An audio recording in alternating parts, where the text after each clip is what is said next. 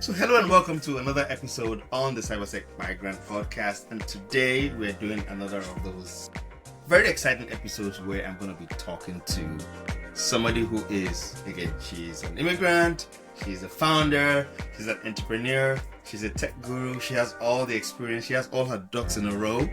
And you know what, don't worry, when she explains this, you see what I mean. But if you're new to the channel, welcome and thank you for tuning into another episode of the podcast. You can find the podcast available on all podcast platforms, including Spotify, Apple Podcasts, Amazon Music, Castbox, anywhere you find a podcast. You can also find this on YouTube as well. So let us know where you're watching this from. Share this information with your friends. Share it with somebody who's looking to also grow their career in cybersecurity. And thank you for tuning into another episode. My guest today is Amarjeet Kaur. She is the founder and the leader at Yali Cyber Shield, which is a startup here in the Vancouver tech scene. But prior to that, she's got a bit of experience working with companies like Ericsson out of India and all of that. Amarjeet, welcome to the episode of the CyberSec podcast today. Thank you for having me over. So, I know you a bit well. Again, for those who don't know, I only met Amarjeet about maybe 2-3 months ago. So, we're pretty still fresh. But again, I just felt when I met her, when I saw her story, I just felt, you know what? I have to bring her on because her story is the kind of story that is going to inspire people. So, what's that story, Amarjeet? Can you tell us what your story is like, your journey? Yeah, so I started my career as a software developer. I was programming in C++ on Unix systems. Back in those days, I was building embedded solutions along with the cross-functional teams, primarily serving like Japanese clients. This experience taught me precision and respect for craft of engineering. We worked on some fascinating things like building car navigation systems, multifunction printer software, medical and graphic imaging for companies like Denso and Konica Minolta. Those early days of clean code and structured thinking really shaped the rest 25 years of IT career. You don't look like you have 25 years. I'm just saying that. Thank you so much. So, over time, my work spanned industries like embedded systems, telecom media, and thanks to my years at HCL Technologies, I got to collaborate with teams and customers across the globe. And honestly, travel changed me as much as technology did. It changes all of us, I think. So, I traveled across the globe from North America, Europe. Israel was something fascinating. I'm still having a lot of memories. Southeast Asia and Australia. So I have traveled, I think, quite a lot due to being in service industry and having customers in across globe like Converse, Reed Elsevier, LexisNexis, Pearson, and worked on real business needs. So that was my early career. Then my Ericsson years were very formative. I led a technical team delivering security for major telecom across globe, but majorly in UK, Australia, and Southeast Asia. As a managed security service provider, we had to make modern defense coexist with stubborn legacy systems. I can imagine. I know how those work. Legacy systems, they're not the best. They're not the easiest to work with. Not the easiest to work with. They are pretty tough, and believe me, my team had nightmares. So every day we used to have escalation calls, and this particular system is not there in the whole SIM, and SIM is not catching the system. Oh God, this is not out of the box integrated. We need to integrate this. So every morning we are receiving calls from MSQ. I mean, there was a customer facing Ericsson person. So he used to call us and say, okay, this is not working, that is not working. And it was difficult. And that's where I learned to think end to end. So from governance, identify to protect, detect, and then respond, recover, the full life cycle. So that really taught me that. And I also led a stretch assignment turning evolving UK telecom security laws into practical and scalable operating controls. It taught me how to convert regulation into resilience. So that was also an amazing experience. And then came the inflection point. So few like-minded family friends, and I kept circling the same problem. So small and mid-sized businesses were drowning in tools, acronym, and fear. So security felt complicated when it needs to feel caring, clear, and doable. Mm-hmm, mm-hmm. So we built a prototype, put real skin in the game. I decided to leave my corporate comfort zone to go all in. To step out. That must have been very challenging. Yeah, leaving a safe role for a startup wasn't easy, but it gave me founder's instinct, like speed, resilience, customer obsession. So I think it was worth. I think it's always worth it. I think chasing a dream that you have, and it ends up being like your baby, right? So it's. I Yeah, think it's always worth it. I think it's always worth it. yeah. That's true. That's true. So now you're in Vancouver right now, right? So tell us about your journey with your founder's journey, because I think that's very important. Because I know many people have said, I would like to go into entrepreneurship, but I don't know what to do. I don't know where to start from. I don't know. So tell us about your journey with Yali Cyber Shield. How did that happen? You started on it. How did that happen, and where are you now? So, as I told you that we, a few like-minded friends, we brainstorm on a particular problem and we started building a prototype. So when we started building a prototype, things started becoming little clearer to us, and we started pivoting. We talked to so many people. And while talking, we understood that people are mostly concerned about compliance part. They want to be like SOC 2 compliant. They want to be like ISO 27K compliant. In healthcare, you need HIPAA, and in finance, you need PCI. So everybody is more interested in that tick in the checkbox. Exactly. Which is not what you should actually be doing. Yeah. So it becomes, I mean, very tedious to explain them that, of course, that is a must, but at the same point in time, you need to have all the system in place to make you less vulnerable. And it is not that difficult because you don't need to spend too much money and you don't need to have big budgets just to start with. And all you may need is a Microsoft Defender and few automation. So Yeah. that would help you. Yeah, so that's the journey. We have built a single pane of glass wherein it is unifying all the functions of security in one box, and it is taking care of their day-to-day security as well as streamlining compliance. So compliance is a big part because compliance is something everybody is interested in. So it would help them eliminate the heavy enterprise overhead as well as help them with a simple, easier way to get into, I would say, security. I mean, being more secure. Mm-hmm. So that what we are building, and every day we are brainstorming. There are a couple of technical challenges. As you know, I think normalization is the biggest stress that we have. The data that we get from so many systems, we need to normalize them. We need to apply some AI tools to bring about the biggest vulnerabilities or risk within the system. So I think we face those technical challenges also. At the same point in time, getting business is also not that easy. Those two challenges I am like juggling every day. Yeah. So that's what keeps you up at night, I'm assuming. I'm going to pretend that we in cybersecurity haven't been using AI for the last 10 years and machine learning, because we have, but ChatGPT makes it look like AI is going to take over the world. So, let's come back into, let's assume, the way everybody thinks, okay, ChatGPT is here and there's generative AI, which is just a small subset of all that AI/ML is. We've got generative AI, you've got agentic AI, you've got responsible AI, all of that, you know. And then now we have to start thinking about privacy, cyber defense, privacy, governance of AI, and all of that. So, how do you think that, AI, ML, generative AI, how is that, and all of those advanced technologies, how are they going to shape the way we do cyber defense, vulnerability management, identity and access management, SIEM, and, like you said earlier, overall security posture, because again, we do all of these things because we want to have the right security posture, but how can AI and ML tools help us to be more cyber resilient, more defensible, if you will? Yeah.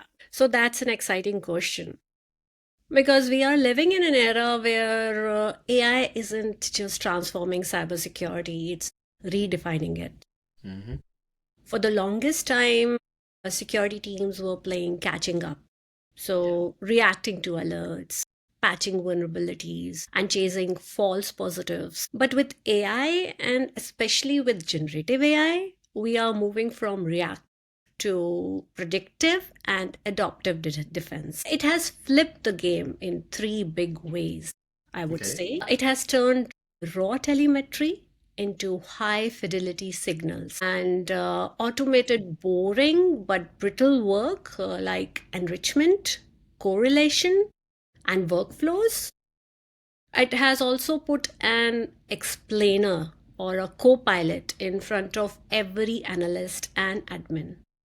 So that means time to understand collapses. So you don't need that much time to understand the various alerts and various things that are coming on your system. So let us unpack that how AI is reshaping key areas like vulnerability management, IAM, SIAM, and overall security posture. So, first, vulnerability management. So, vulnerability management is evolving from static list of smart, continuous, and risk-based approach. So, earlier it was static list, and now it is transforming to these. It is transforming to smarter, continuous, and risk-based list. Mm-hmm. So, traditionally, teams were drowning in massive list of vulnerabilities, thousands of them, all demanding attentions. AI and machine learning changed the game by helping us prioritize intelligently. We can now use predictive analytics to assess which vulnerabilities are most likely to be exploited. So, based on your real time threat intelligence, exploit trends, context risk factors, so they can help you prioritize your vulnerabilities. This means you can fix 5% of the issues, and that would eliminate your 80% of the risks.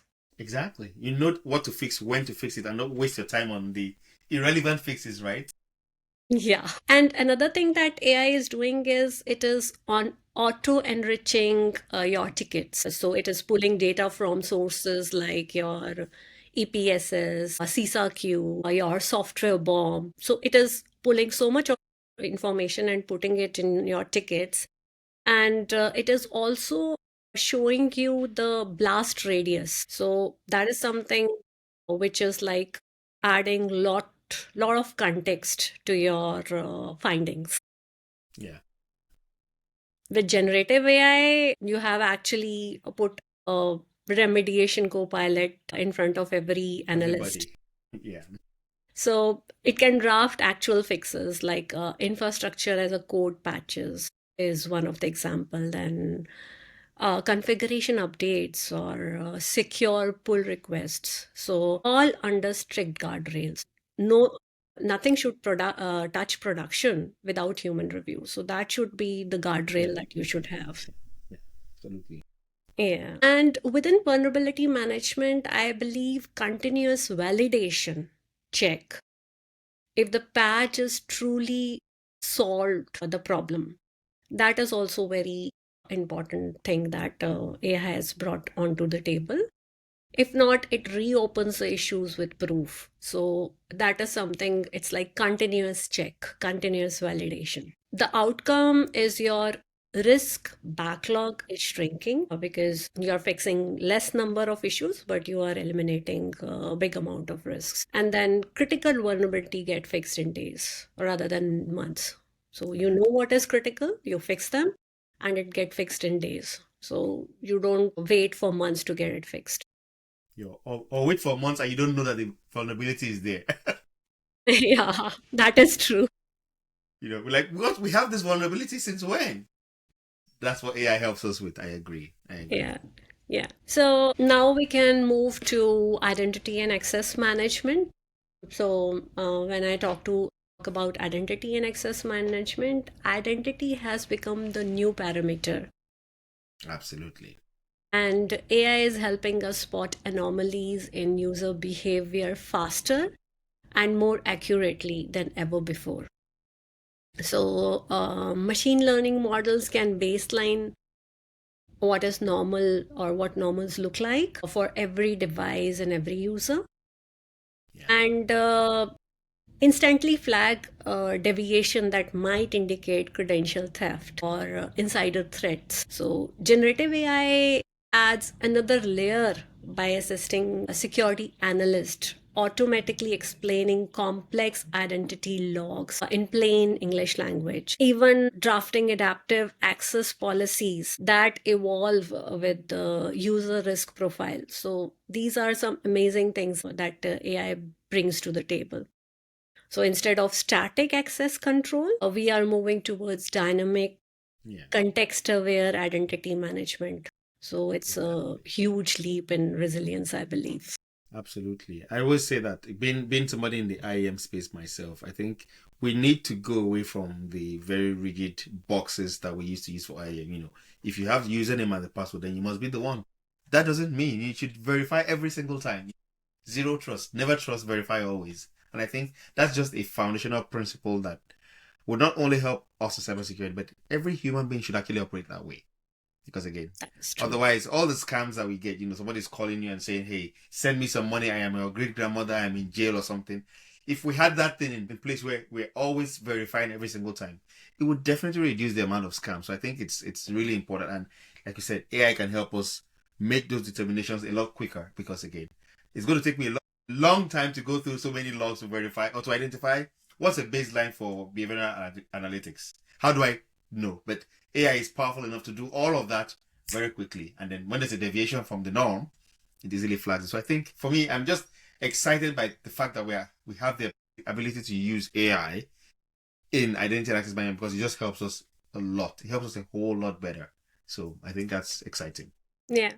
And even I would say SIM, which is your security information and event management. I think this is where AI and generative AI truly shine. Traditional SIMs collected mountains of data, but leave analysts overwhelmed. Yeah. So I think AI has flipped that around. It Yeah. finds meaning in the noise, I believe. Yeah, absolutely. So Absolutely. we are now using AI-driven SIMs systems that not only detect threat, but also correlate, summarize, and recommend responses automatically. So Yeah. that is where I think the real change is happening. Hey, CyberSec Migrant listeners. If you're enjoying the show, help us spread the word. Share the CyberSec Migrant podcast with your friends, your colleagues, and your network. It's the best way to help others discover our awesome content and to join the conversation. And don't forget to follow us on your favorite podcast platform. We're available on Spotify, Apple Podcasts, Amazon Music, iHeartRadio, and any other place where you get your podcast, so you never miss an episode. And do hit that like and subscribe button on YouTube. Your support helps us keep bringing you more valuable content, insights, and stories, and all these tips from the world of cybersecurity. And thank you for tuning in. And now, let's get back to today's episode. So generative AI can turn hours of log analysis into clear narrative like here's what happened, when it happened, why it matters, what you should do next. So all these questions are easily answered by generative AI. It's like giving every analyst a virtual co-pilot who never sleeps and learn continuously from global threat pattern. So my question then is, I'm going to sort of stay on this AI thing for a little bit. And it's something that somebody was actually asking me about Tuesday as well. AI is a fantastic tool. It helps us. It's making us work smarter, quicker, faster. Yes. But then how then do we regulate it? What's the governance around it? Where does the governance piece come in? How do we actually ensure that there's human oversight of AI, especially when you get to agentic AI, where AI can make decisions on its own? How do we ensure that that human in the loop is there?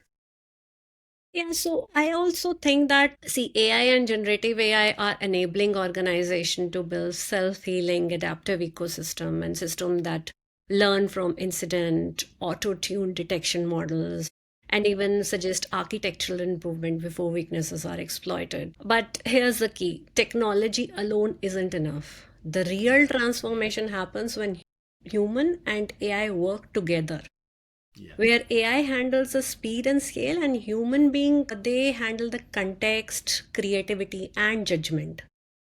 So it's not artificial intelligence. I would say it is augmented intelligence. To That's the sum it word. up, yeah. So AI and generative AI are not just tools in cybersecurity. They are force multipliers, but they turn reactive defense into proactive strategy, helps teams scale without burning out, and ultimately allow us to outthink and outpace the adversaries. But we should also understand that the attackers are also using AI. So the only way forward is to use it in a better, faster, and more responsible way.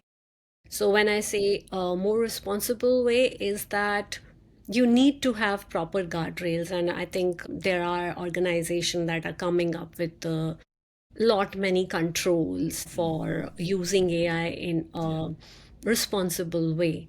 So that what your question was, and I believe we need to now implement those controls in order to, and I know that we are not there.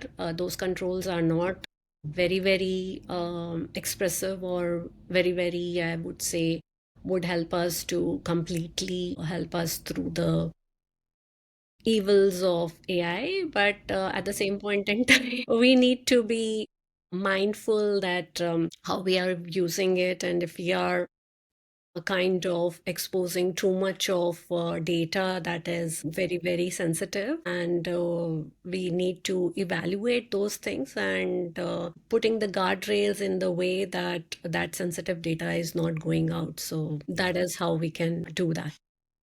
Yeah, I agree. I think we need a privacy first focused approach, privacy first. Are we ensuring? And again, it comes back to basic cybersecurity, the CIA triad, Mhm. confidentiality, integrity, availability. Who is actually having access to this? Don't say because it's an AI, you should have access to this. Otherwise, maybe the Terminators will come back from the future. Who knows? So, but we don't want that happen. We don't want that happening. Okay, so we're towards the end of Cybersecurity Awareness Month. Now we're both cybersecurity professionals, so we sleep, breathe cybersecurity every day. That's fine. But for the average Joe, the everyday person on the street who doesn't necessarily live cybersecurity, how can, what practical steps can individuals, companies, especially in your experience as a founder, working with all your clients, what are the practical things that people, both at the corporate level and individually, can sort of do to stay ahead of risk? Because again, like you rightly said at the beginning, AI is not going anywhere. It's only going to make it worse. Once upon a time, it was, if you read the email, the grammar is bad, then it must be a fish. But now the grammar is perfect because generative AI will write a perfect scam email, right? So what are the practical steps that you would advise the audience to say, hey, how does that back of your mind, do this, do this, do this to stay ahead? Yeah. That's a great question, and one that sits in the heart of everything we do in cybersecurity today. The truth is, cyber risks aren't just increasing in volume, they are becoming more targeted, adaptive, and Yeah. intelligent. So, staying ahead isn't about reacting faster, it's about being proactive, resilient, and cyber aware at every level, both at individual and as organizations. So let me break it down into three practical pillars that I believe every organization and individual should focus on. So the first one is strengthen the human firewall. No matter how advanced our tools become, people remain the first and sometimes the weakest link of defense. Absolutely true. Yeah. So for individuals, stay cautious with unexpected emails, links, and attachment. Phishing remains the number one entry point for most cyber incidences. A simple pause before you click on anything. It can save you and your company millions. Literally. Yeah. And for organization, I believe invest in continuous cybersecurity awareness training. Don't treat it as a once a year checkbox. So make it part of your culture. Stimulated phishing exercises, security newsletters, and reward based awareness campaigns can dramatically reduce successful attacks, I believe. Nice, nice. And I think the second pillar would be build resilience through zero trust, as you said earlier. And visibility is also very important. So zero trust and visibility is the second pillar that organization and individuals needs to work on. Today we can't rely on perimeter defense alone. So threat move laterally and they exploit trusted connections. Yeah. So for organization, adopt a zero trust architecture. So mean never trust, always verify, as you said earlier. So every device user connection should be authenticated and monitored. Implementing multi-factor authentication across all critical systems and ensure endpoint detection and response is in place for real-time visibility. So I think that is important. For individual, use MFA. Yes. Yes. So MFA is important, and then keep software and devices updated. Yeah. That is very important. Every time we get a patch, any update on the software or device, please get them updated on your systems, on your phones. So that is very important, and avoid reusing passwords. So I would say consider a password manager. It is simplest. So it reduces personal risk, I believe. And then the last pillar. So last pillar is protection is just not enough. You need to be prepared. Yeah. So even the best defenses can be breached. The differentiator between companies that survive and those that don't is how prepared they are to respond. That is so true. That is true. Yeah. So for organizations, I believe deploy and test your incidents response plan regularly. Ensure your backups are secure, segmented, and restorable. Conduct tabletop exercises to stimulate attack, I believe. Because when an incident happens, clarity and speed matters most. True. That is so true. Yeah. And for individuals, I believe back up your important data, know Yes. what to do. Yes. So every time my cloud says, okay, you're running out of Out of space. space. Which happens more often than we think it should. Yeah. And with so many pictures that you click and you don't want to Exactly. delete everything. No, no. I'm in the cybersecurity space, so I understand it, but I'm sometimes baffled when somebody says they clicked an email because it promised you money or free tickets. You're not expecting any money. Nobody gives out free money. Why would you think somebody's sending you free money? But I think the That human is mind, so like you true. said, the human mind is probably the weakest. It can be the strongest link, but it can also be the Yeah. weakest link. So I think that's so important. That is very important. So I was saying that cybersecurity isn't one-time project that we need to think. It's a mindset. So Yeah. organization and individuals who will stay ahead are those who embrace security as a shared responsibility and leverage technology. So including AI and automation, we need to be adaptive and we need to be informed. Yeah. So at the end of the day, staying secure isn't about having the biggest budget. It's about having the right habits, right True, visibility, true, and right true. culture. Absolutely. It's not always about the biggest budget. And I think I completely agree. And I think that's something even the industry is beginning to realize as well, that it's not about how expensive your tool is, because an expensive tool that doesn't do the work is it's a waste of money. It's as good as a paperweight. So it's useless. Let's talk a bit about leadership in cyber. Because that's one of the things that I think, with your role at Yali Cyber Shield, being a founder, your vast experience, like you said, 25 years of experience. What would you think? What would you say about, cyber leadership, particularly around things like building a strong cyber team? Because it's a challenge. There's a lot of people who say, I'm looking for talent. I can't find the talent, can't find the right talent or find the right partnership. How do we know what's important? And then, building that resilience. Because again, there's a lot of uncertainty in certain areas of our industry. AI is coming. What's going to happen in 2 years' time? We don't know. We can't say. ChatGPT today is way better than ChatGPT was 2 years ago, right? Mhm. And then of course, over our shoulders, there's the threat of quantum coming in with agentic AI. That's a whole completely new thing. So there's a lot of uncertainty. How do we build the right teams? How do we foster the right partnerships? How do we cultivate resilience in the face of all of this uncertainty? What's your recommendation? Yeah, that's a fantastic question, actually. One that's very close to my heart. Because in cybersecurity, leadership isn't just about managing technology, it's about leading through uncertainty. Every day, we are facing an environment that is unpredictable, fast moving, high stakes. Threat evolve overnight, regulation shifts, and teams are often stretched thin. So, strong leadership in this space is about three things. So, one is people, partnership, and purpose. The three P's. Yeah, three P's. So, we need to build strong teams. You can have all right tools, but at the end of the day, it's your people who make or break your cybersecurity posture. Yeah. I focus a lot on creating culture where curiosity, learning, and collaboration are valued more than hierarchy. And we build teams that are diverse in thought and background because different perspective leads to better problem solving. So diversity is one of the important factor. And also I feel we invest heavily in continuous learning, like threat landscape evolve daily. So your team needs to evolve too. So at Yali Cyber Shield, we make learning part of our DNA through threat simulation, peer led knowledge sessions. When people feel empowered to innovate and experiment, they become your greatest defense. I believe that. Yeah, that is true. I agree. Completely agree. And fostering strategic partnership is also very important. No one can do cybersecurity alone anymore.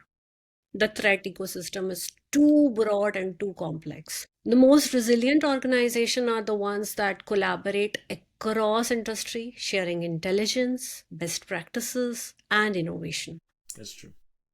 So we work closely with technology partners, research institutions, even competitors, because collaboration breeds strength. Partnership also extend to our clients. We don't just deliver solutions or we co-create strategies. The shared accountability helps both sides stay agile and be prepared. So I think that is how we can really help each other through partnerships. And I think the third is, I would say, cultivating resilience in uncertainty. So resilience start with mindset. It's about preparing for disruption, not fearing it. Yeah. So Yeah. as a leader, we must model calm in chaos. True. It's not very easy to do though, but we have to. So we need to show our teams that challenges are opportunities to adopt and improve. I think for me, resilience also means transparency. Where incidents happen, and they will. It's how you communicate, how you support your people, and how quickly you learn from it. That defines your leadership, I think. We should encourage post incidents reflections. So there should be sessions that should be conducted for these post incidents reflection, and where focus should not be on the blame but on the growth. So that's how you can make your team feel stronger, and then they are ready for any kind of challenge when you show your trust in them. That's true. I think that's so important. I think ultimately, because again, I remember once upon a time, people were always, was like, oh, you've done something wrong. Once there's an issue, they make it look like it's a crime. You've done something wrong. You're going to lose your job or all of that. I think I'm thankful the industry has changed now that the culture is not about, because again, like you said earlier, it's not about if you get breached, it's when you get breached or when you have that incident happens. How prepared are you? So as long as companies and enterprises are able to empower their teams to actually speak up, if you see something, say something, like they say on our TransLink, right?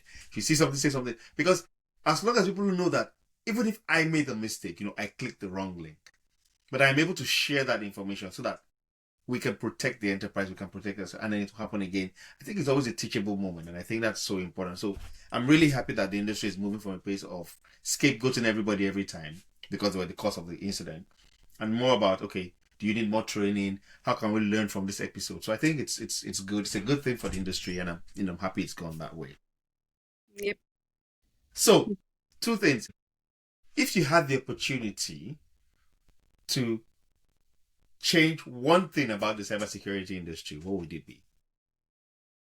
So I think one thing is that we need to be we should not be treating cybersecurity as something which is a fancy thing and it is for big organizations or something where you really have some important customer data and all those things. Because we keep on seeing there are so many ransomware attacks or cyber attacks on small and medium size businesses, and then though this industry is quite regulated, but it is not that to that extent. I believe mostly people just want to do a check box. Okay, Yeah. it is compliant, and that's it.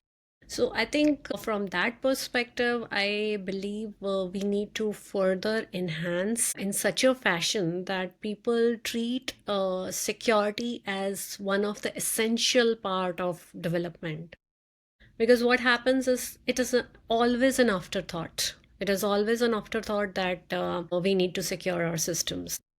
Because on one hand, businesses are under pressure to innovate fast, scale globally, leverage technology like AI, cloud, automation. But on the other hand, every new digital connection, every API, every third party tool, every remote endpoint that expands the attack surface. So the balance isn't easy. So from my perspective, the key is to make security an enabler of innovation, not an obstacle to it. So make security part of the growth DNA. That is for the C-suite and the board to take note. Yes, it's not just something on the side. It's to be baked in. Yeah. Final thoughts. 1 minute final thoughts. What's if anyone's listening now who is starting out in their career or trying to grow in their career? 1 minute. What advice would you have for them? I would say that this is a fascinating space and it is growing to grow with AI because with AI, the attack surface is increasing. You have shadow IT, you have shadow AI. So there is plenty of opportunities and the platter is growing day by day. So I think this is an exciting time for anybody to be in this industry. And I think, and it's actually very fascinating because when you see things happening on the ground and when you see how attacks are happening and how people are getting, I mean, if they have the right security in place, they're able to basically understand how the attack is going to have repercussion on their systems and everything.